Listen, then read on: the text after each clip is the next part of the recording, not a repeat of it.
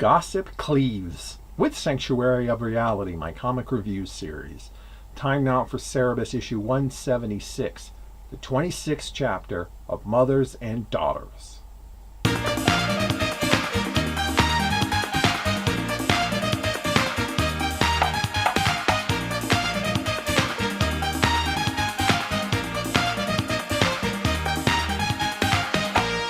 Victor Reed signs, eagerly and without caution or haste, with Vertigo Horse, when offered 2,000 crowns in his contract.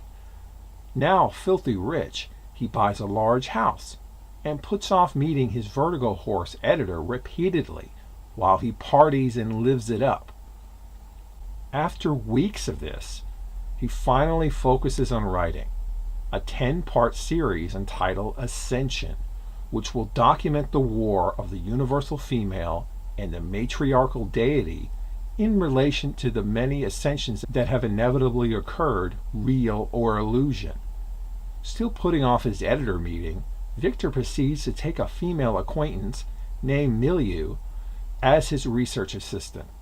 Their discussions about the lives and secrets of other authors, illustrators, and publishers leads Victor to formulate a book based upon this gossip, known as Côte d'Azur, which he realizes is the main theme of his Ascension series.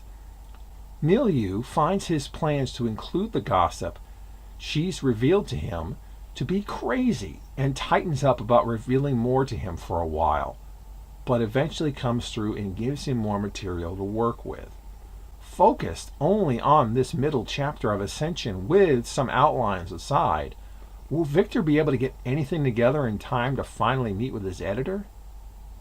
In the papal throne room, Siren dismisses her guards despite their protest, leaving only 4 people there. Astoria recalls the term, and then there were 4. Suentius Poe reiterating the importance of the number 4 as a male number of the Emperor. He explains to Astoria and Siren that they have both underestimated Cerebus and are at his mercy at the moment, as his bloodthirsty nature trumps their mere words and cunning. Suentius Poe reveals that he's brought them together to try and break the cycle that he and Astoria have been locked in for several lifetimes now. Astoria witnessing again the echoes of the flashbacks from church and state of their prior lives. Siren dismisses this as mere illusionism again, but how will he react to her steadfast stubbornness?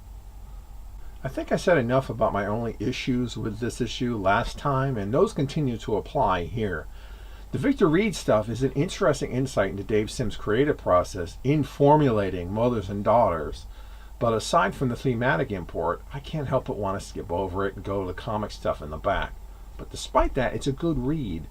Milieu appears to be based on Dave Sim's girlfriend Diana Schutz, editor of Dark Horse Comics, at least in part, just like with Victor Reed being Dave in a lot of ways, but in a lot of other ways not.